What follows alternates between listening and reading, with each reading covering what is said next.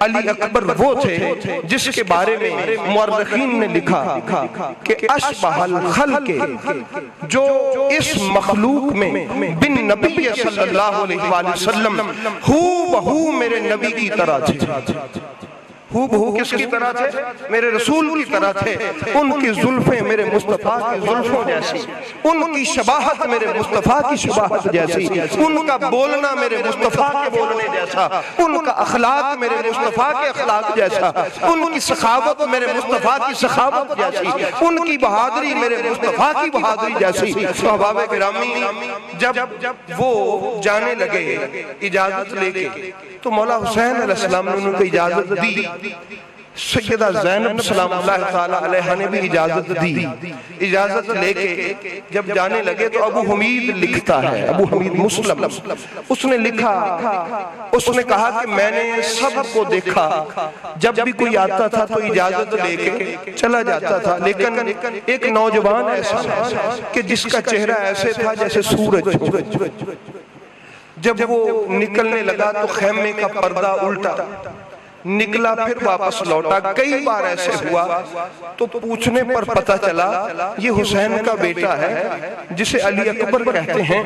اس کو کبھی بہن روک لیتی ہے، کبھی اس کی پھوپھو روک لیتی ہے، کبھی اس کا کوئی بھائی روک لیتا ہے، کبھی اس کی ماں روک لیتی ہے. کیوں روک لیتی ہے؟ کہ اے علی اکبر، جاتے جاتے ذرا رخ مصطفیٰ کو دکھاتا جا. اور یہ واحد مقتول ہے کربلا کا کہ جس کے بارے میں امام علی مقام نے کہا تھا کہ بیٹا علی، میری ایک درخواست ہے. آپ نے عرض کی ابا جان کیا حکم ہے؟ فرمایا جب تک تو لڑائی شروع نہ کرے پلٹ پلٹ کے نہ میری طرف دیکھتے رہے، پلٹ پلٹ کے میری طرف دیکھتے رہنا. میں چاہتا ہوں جتنی جتنا زیادہ مرتبہ میں رسول پاک کا چہرہ دیکھ سکوں میں تیری صورت میں دیکھ لوں، کیونکہ میں دیوانہ ہوں اپنے نانا جان کا. احباب گرامی، پھر آپ جب گئے وہاں پر تو آپ نے کیا کہا تھا؟ حضرت سیدنا علی اکبر سرکار نے جو وہاں پر لفظ کہے تھے، میں آپ کی سماعتوں کے حوالہ کرنا چاہوں گا.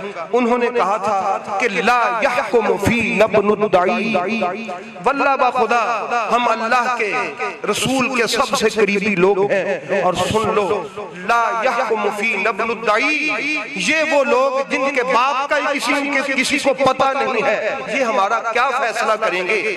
یہ وہ سچ تھا جو رسول کے بیٹے کی زبان پر جاری تھا کہ جو کوئی بھی حسین کے سامنے تلوار لے کے آتا ہے اس کے باپ کا پتہ نہیں اس کا باپ کون ہے. احباب گرامی، میں وہ لمحات کہ جب آپ اپنی سواری سے نیچے گرے، اور کسی شاعر نے ایک بات کہی تھی کہ جب آپ تشریف لے گئے تو آپ کی ماں بڑی پریشان ہے، اور جب آپ شدت پیاس سے واپس ایک بار لوٹے تو اس شاعر نے اس کا ایک نقشہ کھینچا ہے، سن لیجئے گا کہ اکبر نے جب شدت پیاس سے پلٹ کر دیکھا، اکبر نے جب شدت پیاس سے پلٹ کر دیکھا، ماں نے خیمے کی تنابیں الٹ کر دیکھا، کتنی پریشان تھی ساقیے کوثر کی بہو، کتنی پریشان تھی ساقیے کوثر کی بہو. خالی مشکیزہ کئی بار الٹ کر دیکھا. تو احباب گرامی، حضرت علی اکبر علیہ السلام کی جب شہادت کا وقت قریب آیا تو سب کے آخری الفاظ یہ تھے، اور مجھے وہ لمحہ بڑا گراں گزرتا ہے کہ حضرت حر کا بیٹا جب زمین پر سواری سے گرا تو اس نے اپنے باپ کو آواز دی. باپ نے آواز سنی، وہ بڑی تیزی سے جب پہنچا تو اس نے دیکھا کہ مولا حسین حر کے بیٹے کو اٹھا رہے ہیں. اس نے عرض کی آقا میں حاضر خدمت ہوں. فرمایا حر میں نہیں چاہتا کہ باپ اپنے بیٹے کی لاش اٹھائے.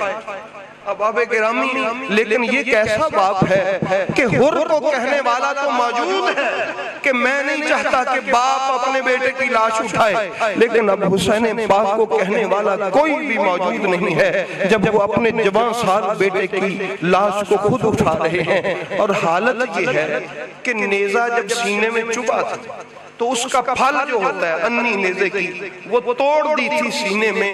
حضرت علی اکبر کو مولا حسین سینے سے لگا کے یوں لانا چاہتے تھے تو آپ نے ایک بازو تو آپ کی گردن میں ڈالا, دوسرا یہاں رکھا ہوا تھا, اور میں بیٹا یہ بازو عرض کی بابا جان میرے جگر میں نیزے کا پھل ٹوٹا ہوا ہے, یہ ہاتھ میں نے اس کے اوپر رکھا. تو احباب گرامی میں عالم تخیل میں تصورات کی دنیا میں مولا علی علیہ السلام کو آواز دے کے عرض کرنا چاہوں گا کہ مولا تو بڑا بہادر, تو شیروں کا شیر ہے, تیری بہادری کے قصے عرش و فرش پر جاری و ساری ہیں. تو نے خیبر کا قلعہ اپنے ہاتھ سے اکاڑ کے پھینکا, بڑی بات ہے, مگر مولا دیکھ آج تیرا بیٹا حسین اپنے بیٹے شبیہ مصطفیٰ کے جگر سے جو نیزہ نکال رہا ہے وہ مشکل ہے یا پھر خیبر کا قلعہ اکھاڑنا مشکل ہے. تو بالیقین تو تصورات سے آواز آئے گی کہ خیبر کا قلعہ اکھاڑنا بڑی بات تھی, مگر میرے بیٹے حسین نے جو نیزے کی انی نکالی ہے اس کی مثال نہیں. احباب گرامی میرا حسین لاجواب بے مثال ہے. حلب شہر ہے ایک شام کا, وہاں پر قافلہ رکا.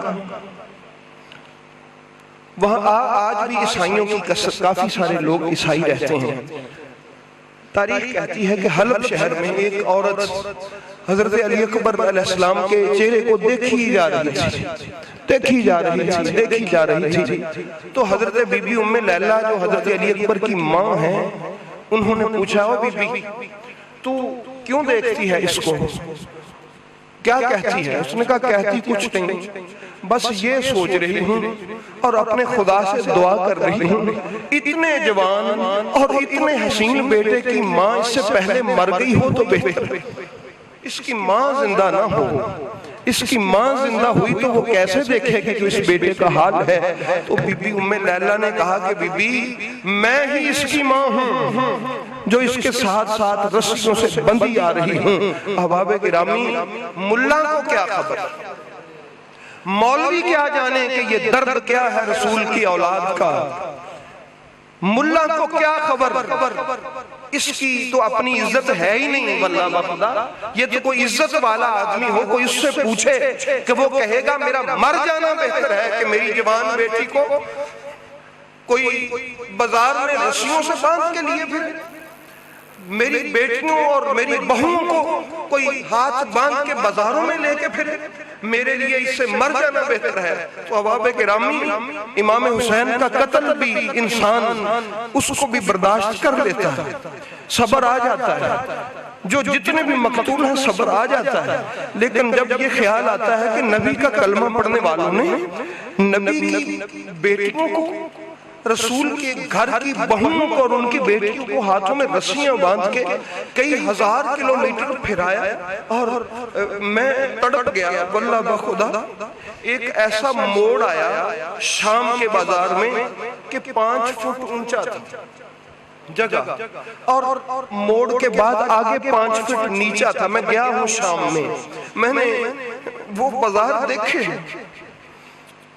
ان بازاروں کو میں نے اپنی آنکھوں سے دیکھا ہے. ملک شام میں میرا دل کرتا تھا میں وہ بازار دیکھ کے ہوں کہ جن بازاروں میں نبی کی بیٹیاں گزر کے گئی ہیں تاکہ قیامت تک اس دکھ کا داغ دل میں بس جائے, اور جب وہ یاد آئے تو دل جو ہے وہ آنسوؤں سے چھلک پڑے.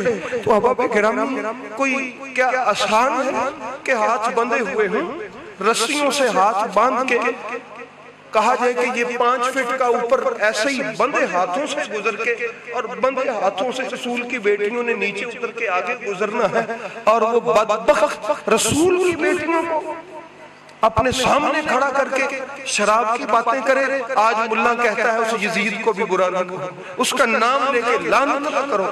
بسم اللہ الرحمن الرحیم. اللہم صلی علی سیدنا و مولانا محمد وعلی آلہ وصحبہ بارک وسلم. انما يريد الله ليذهب عنكم الرجس اهل البيت ويطهركم تطهيرا.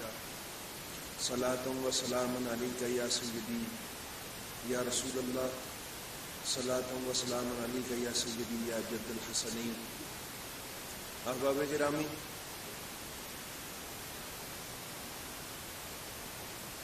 امام حسین علیہ السلام کی بارگاہ میں خراج عقیدت پیش کرنے کے لیے محرم الحرام شریف کا آغاز ہے۔ امام حسین علیہ السلام کی عظیم قربانی جس کے ساتھ دین کو احیاء اور زندگی نصیب ہوئی، تو ہم نے دیکھنا یہ ہے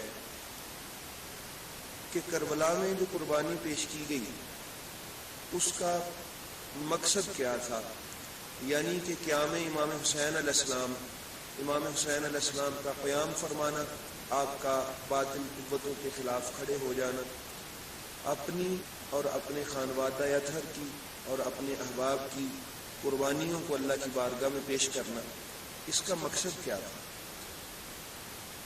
کربلا میں جو ہوا اس کو سمجھنا کہ میرے امام علیہ السلام کی چاہت کیا تھی، اور امام حسین علیہ السلام نے یہ اتنا بڑا جو قربانی کا فریضہ سر انجام دیا ہے، اس کے پیچھے میرے امام کا جذبہ کیا تھا۔ حضرت امام علی مقام امام حسین علیہ السلام کا ٹارگٹ کیا تھا، آپ کا ہدف کیا تھا، آپ کی منزل کیا تھی، یہ دیکھنا ہمارے لیے انتہائی ضروری ہے، قبل اس کے کہ ہم کربلا معلیٰ میں جو معاملات ہوئے ان کی طرف جائیں اور ان قربانیوں کی مثالیں پیش کریں اور ان واقعات کو پڑھیں۔ تو یہ ضروری ہے کہ یہ جانا جائے کہ اس کے محرکات کیا تھے جو امام علی مقام امام حسین علیہ السلام نے یہ قربانی پیش فرمائی۔ اس کے لیے حضرت امام حسین علیہ السلام کا ایک فرمان پہلے ہمیں اس پر توجہ دینا ہوگی۔ توجہ طلب الفاظ ہیں کہ امام حسین علیہ السلام کی اس گفتگو کا جو پہلا لفظ ہے وہ علی الاسلام، یعنی اسلام پر فاتحہ پڑھ دینی چاہیے، یعنی اسلام کو ختم کر دیا گیا، اسلام کی روح جو ہے اس کو موت دے دی گئی اور اسلام اپنی موت جو ہے اس کو مار دیا گیا۔ اگر یہ صورتحال برقرار رہی جو امام حسین علیہ السلام دیکھ رہے ہیں، آپ فرماتے ہیں السلام اذا قد بلیت الامت براع مثل یزید، تو اسلام پر، اس امت پر جب یزید جیسے لوگوں کو نگران بنا دیا جائے، اس سے بڑی اسلام کے ساتھ اور آزمائش کیا ہو سکتی ہے؟ تو اسلام پر پھر فاتحہ پڑھ دینا چاہیے۔ تو اس سے بہتر ہے کہ بجائے ہاتھ پر ہاتھ رکھ کے بیٹھا جائے، تو جو اسلام کو قتل کرنے کی سازش کی گئی ہے طرح طرح سے، اب ڈٹ کے کھڑا ہوا جائے اور اسلام کو زندگی عطا کی جائے۔ تو میرے مولا امام حسین علیہ السلام کا جو ہدف ہے، جو ٹارگٹ ہے، اور آپ کا جو جذبہ ہے، جو آپ کی ساری محنت کے پیچھے کار فرما ہے، وہ احیاء دین اور احیاء اسلام ہے۔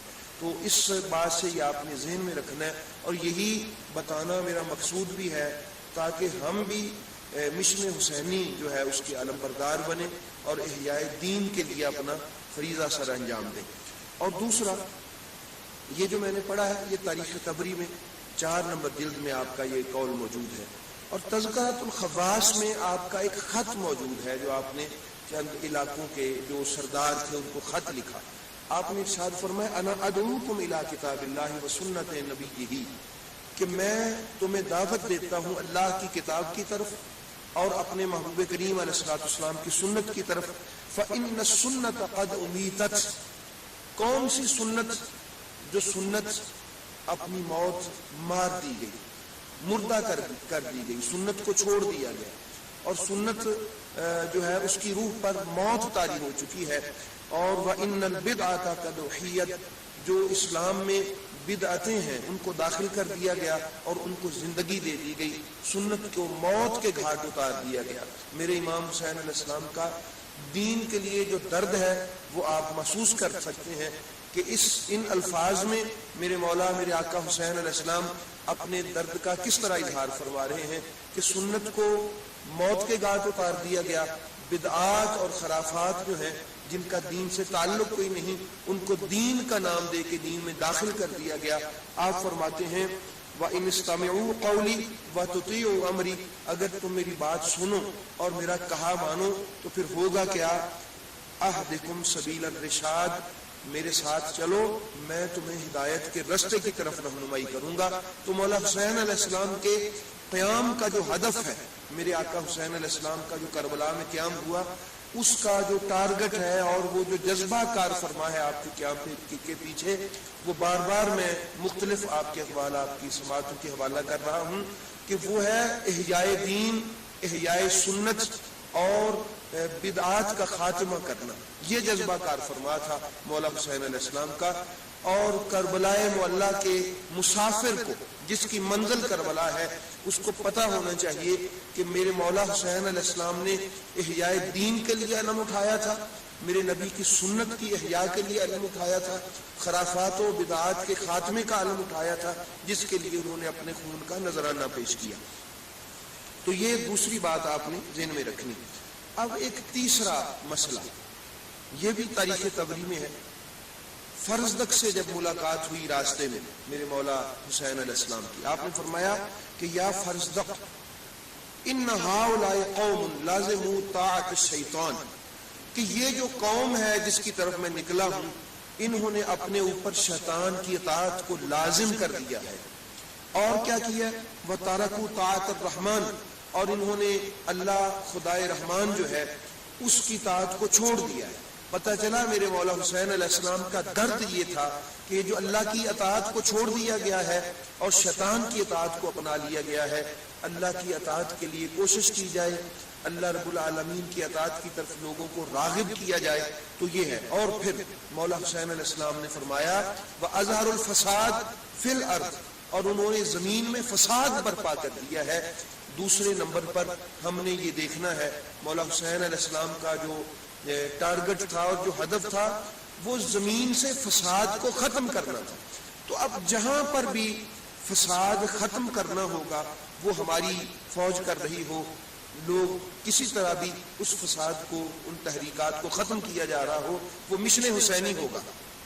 تو مشن حسینی کا ایک پوائنٹ اور نقطہ یہ بھی تھا کہ جو زمین پر انہوں نے فساد برپا کر دیا ہے، اس کے خلاف نبی کا بیٹا نکلا ہے، اس باطل قوتوں کو مٹانے کے لیے نبی کا بیٹا نکلا ہے۔ اور ارشاد فرمایا وَبَطَلُ الْحُدُودَ، یہ جو لوگ ہیں جنہوں نے اپنے آپ مسلم حکومت پر قبضہ کر لیا ہے، خلافت بھی ختم ہو گئی اور امامت کو بھی ماننے سے انکار کر دیا گیا، اس وجہ سے انہوں نے اللہ کی حدود کو جو ہے وہ باطل کر دیا ہے، چھوڑ دیا ہے۔ وَشَارِبُ الْخَمُورِ، اور یہ لوگ اب تخت پہ بیٹھ کے شراب نوشی کر رہے ہیں۔ وَاسْتَأْثَرُوا فِي أَمْوَالِ الْفُقَرَاءِ وَالْمَسَاكِينِ، اور انہوں نے غریبوں اور مسکین لوگوں کی جائیدادوں پر اپنی ملکیت جما لی ہے۔ مولا حسین علیہ السلام فرماتے ہیں پتہ چلا کہ میرے مولا حسین علیہ السلام کا جو ٹارگٹ اور ہدف تھا، وہ لوگوں کو ان کا حق دلوانا تھا جن کا حق چھین کے اپنے نام کر لیا گیا تھا۔ فرمایا، اور اس کے بعد یہ الفاظ سنیے گا وَأَنَا أَوْلَى مَنْ قَامَ بِنُصْرَةِ دِينِ اللَّهِ وَإِعْزَازِ شَرْعِهِ، مجھ سے بڑھ کے اس چیز کا حقدار کون ہے جو دین کی مدد کرے اور اللہ کے اس اسلام اور قوانین کی سربلندی کے لیے محنت کرے، جو شریعت مطہرہ کی عزت کے لیے کام کرے، جو دین کی مدد کے لیے آگے میدان میں قدم رکھے، مجھ سے بڑھ کر اور اس کا حقدار کون ہو سکتا ہے؟ تو پتہ چلا امام حسین علیہ السلام بتا رہے ہیں یہ دین ہمارا ہے، یہ دین ہمارے گھر کا ہے، میں نبی کا بیٹا ہوں جن کے گھر میں یہ کتاب نازل ہوئی، دین نازل ہوا، تو چونکہ اب اس کو اپنی موت مار دیا گیا ہے، اب مجھ پر واجب ہو چکا ہے کہ میں احیاء دین کے لیے نکلوں۔ والجہاد فی سبیلہ، مجھ سے بڑھ کر اللہ کے راستے میں کوشش کرنے کا حقدار کون ہے؟ میں ہوں، کیونکہ میں رسول کا بیٹا ہوں۔ کیوں؟ اور میری اس ساری کاوش، جو آخری جملہ ہے اس آپ کی گفتگو کا فرزدق کے ساتھ، آپ نے فرمایا لِتَكُونُوا كَلِمَةُ اللَّهِ هِيَ الْعُلْيَا، میں اس لیے نکلا ہوں تاکہ اللہ کا نام بلند رہے اور اللہ کی سربلندی، اللہ تعالیٰ کے پاک نام کی اور اس نظام کی سربلندی قائم رہے۔ تو احباب گرامی، یہ میرے محبوب کریم علیہ الصلوۃ والسلام کے شہزادے حضرت امام حسین علیہ السلام نے یہ ارشاد فرمایا۔ اور آخر پہ میں اور آپ سمجھے کہ کیا مولا حسین کا قیام کامیاب ہوا؟ کیا جس مقصد کے لیے میرے مولا حسین علیہ السلام نے قربانی دی تھی وہ ٹارگٹ اچیو ہو گیا؟ تو اس کا اندازہ ہمیں امام زین العابدین علیہ السلام کے اس خطبے سے ہوگا کہ جب ابراہیم بن طلحہ بن عبید اللہ نے یزید کے دربار میں مولا حسین علیہ السلام سے کہا تھا کہ من غلبہ، آپ بتاؤ کون کامیاب ہوا اور کس کو غلبہ نصیب ہوا. یعنی وہ اپنی طرف سے کہہ رہا تھا ہم نے تم کو مار دیا ہے، قتل کر دیا ہے، تو گویا ہم کامیاب ہو گئے ہیں. نہیں، اب میرے مولا زین العابدین علیہ السلام نے اس کا جواب دیا تھا دربار یزید میں. آپ نے فرمایا تھا اذا اردت کہ ان تعلم من غلبہ، کیا تو یہ ارادہ رکھتا ہے کہ تو جانے کہ کون کامیاب ہوا ہے؟ جب اس نے یہ سوال کیا، سوال پہ توجہ رکھنی کہ کون کامیاب ہوا، یعنی ہم نے تم کو قتل کر دیا سارے خاندان کو تو ہم کامیاب ہوئے. حضرت امام زین العابدین علیہ السلام نے فرمایا تو یہ ارادہ رکھتا ہے کہ تو دیکھے کہ کامیاب کون ہوا ہے، تو پھر ایسا کر فدخل وقت الصلاۃ، ابھی نماز کا وقت ہو لینے دے، فاذن، اور پھر تو اذان پڑھ، فاقم، تو اقامت کہہ، اور پھر تو فیصلہ کرنا کہ کامیاب کون ہوا ہے. اب تو اذان کہے گا تو اس میں جب اشہد ان محمد رسول اللہ کے الفاظ آئیں گے تو وہ بول بول کر اعلان کر رہے ہوں گے کہ یزید مر گیا ہے اور حسین کو غلبہ نصیب ہوا ہے. کیونکہ حسین علیہ السلام نے اس محمد رسول اللہ کو تو بچایا ہے. اگر محمد رسول اللہ کی صدائیں بلند ہیں تو میرا حسین کامیاب ہوا ہے. تو یہ ہے محمدیت، یہ وہ جذبہ تھا امام حسین علیہ السلام کا جو کار فرما تھا آپ کی کوشش کے پیچھے. کسی حکومت کی طلب نہیں تھی، کوئی اور جذبہ نہیں تھا. جذبہ تھا تو احیاء دین کا تھا، جذبہ تھا تو احیاء سنت کا تھا، جذبہ تھا تو اللہ کے نام کے بلند رہنے کا تھا. تو احباب گرامی، کربلا کے طرف سفر کرنے سے پہلے، اس سے پہلے کہ ہم کربلا کے واقعات کو جو ہے وہ لوگ ڈسکس کریں، اس سے پہلے ضروری امر ہے کہ قیام امام حسین علیہ السلام کے ہدف کو سمجھ لیا جائے. اگر کسی کو سمجھ آ جائے کہ امام حسین علیہ السلام کے قیام کا ہدف کیا تھا، ٹارگٹ کیا تھا، اور آپ کے اس قربانی کے پیچھے جذبہ کون سا کار فرما تھا، تو وہ پھر امام حسین علیہ السلام کا سپاہی بنے. امام حسین علیہ السلام کا سپاہی بننے کے لیے بارڈر پہ جانے کی ضرورت نہیں ہے. اپنے گھر سے احیاء دین کی کوشش کرنا اور اپنے علاقے میں احیاء دین کی کوشش کرنا، یہ مشن حسینی ہے. اور جہاں بھی بیٹھ کے کوئی دین کے احیاء کا کام کرے تو یہ مشن حسینی پر کاربند ہے. اللہ رب العالمین ہمیں مولا حسین علیہ السلام کا سپاہی بنائے، اور امام مہدی آخر الزمان، امام مہدی علیہ السلام جب تشریف لے کے آئیں تو ہم ان کے سپاہی بن جائیں، تاکہ اس زمین پر جب اسلام کا غلبہ ہو وہ وقت بھی ہمیں دیکھنا نصیب ہو. اللہم صلی علی محمد و علی آل محمد.